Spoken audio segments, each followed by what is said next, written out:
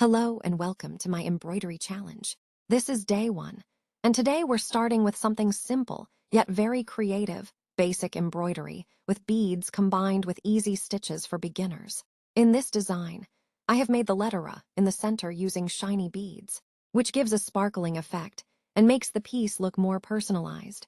Around the letter, I created a beautiful circular border using pearls, green vines, and tiny red flowers to give it a fresh and decorative style. For this project, I've mainly used backstitch, French knots, and beadwork, which are perfect for beginners to practice and improve their skills. The backstitch helps create neat outlines, the French knots add little flower buds, and the beads bring a touch of elegance. So, stay with me on this embroidery journey and see how relaxing and enjoyable this art can be. Don't forget to like, share, and subscribe so you don't miss the upcoming days of the challenge.